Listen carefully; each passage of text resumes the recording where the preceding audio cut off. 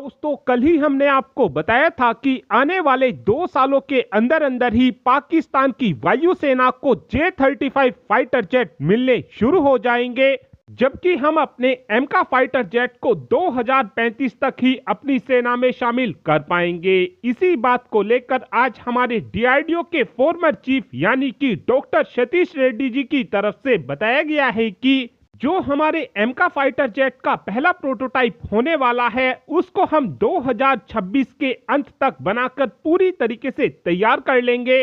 और ये बात इस समय इसलिए खास होने वाली है क्योंकि 8 महीने पहले ही हमारे एमका फाइटर जेट को कैबिनेट कमेटी ऑन सिक्योरिटी की तरफ से फंडिंग दी गई थी। और जिस समय ये फंडिंग रिलीज की गई थी, उस समय उम्मीद इस बात की जा रही थी कि हमको हमारे एमका का पहला प्रोटोटाइप इस फंडिंग के 3 से 3.25 सालों बाद देखने को मिल जाएगा। लेकिन फॉर्मर डीआरडीओ चीफ की इस स्टेटमेंट से ये बात तो पूरी तरीके से साफ हो चुकी है कि इस समय एमका फाइटर जेट पर तेजी से काम किया जा रहा है और हमको एमका फाइटर जेट का पहला प्रोटोटाइप समय से पहले ही देखने को मिल सकता है।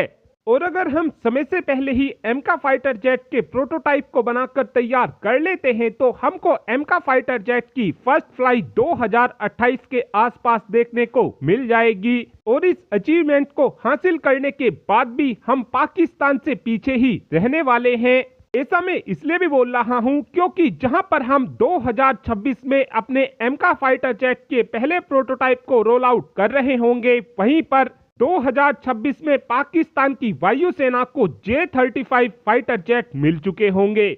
और इस समय उम्मीद इस बात की जा रही है कि एमका फाइटर जेट की फर्स्ट फ्लाई हमको 2028 के आसपास देखने को मिलने वाली है। और जैसे ही हम एमका की फर्स्ट फ्लाई को पूरा कर लेंगे, उसके 5 सालों बाद तक एमका फाइटर जेट की टेस्टिंग को किया जाएगा और इतना 2033 का समय आ चुका होगा। यानी हम 2033 के अंत में या फिर 2034 की शुरुआत में अपने एमका फाइटर जेट को प्रोडक्शन में भेज पाएंगे, जिससे ये बात तो पूरी तरीके से साफ हो चुकी है कि पाकिस्तान की वायुसेना के पास हमसे 9 साल पहले ही स्टेल्थ फाइटर जेट आ चुके होंगे।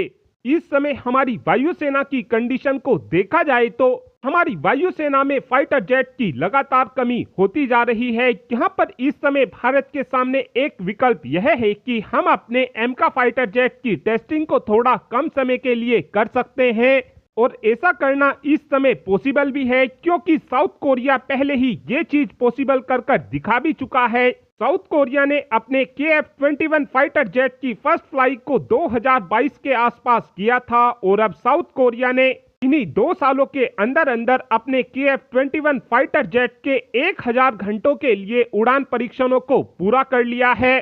और अब साउथ कोरिया अपने KF-21 फाइटर जेट को प्रोडक्शन में भेजने को पूरी तरीके से तैयार हो चुका है। और सेम यही काम जब हमने अपने तेजस फाइटर जेट के साथ किया था तो इस काम को करने में हमको 10 सालों का समय लग गया था। यानी कि अगर हम साउथ कोरिया की तरह ही अपनी टेस्टिंग के समय को थोड़ा कम कर देते हैं तो उस कंडीशन में हमको हमारा एमका लड़ाकू विमान 2030 के अंत में या फिर 2031 की शुरुआत में प्रोडक्शन में भेजने के लिए तैयार कर सकते हैं। और अब आप ही कमेंट कर बता सकते हैं कि क्या हमको हमारे एमका फाइटर जेट की टेस्टिंग के टाइम को थोड़ा घटाकर इसको और तेज कर देना चाहिए या फिर आपका ये मानना है कि हमको 5 सालों तक ही एमका फाइटर जेट की टेस्टिंग को करना चाहिए। इस बात का आंसर आप कमेंट बॉक्स में दे सकते हैं। Thanks for watching this video. Have a good day.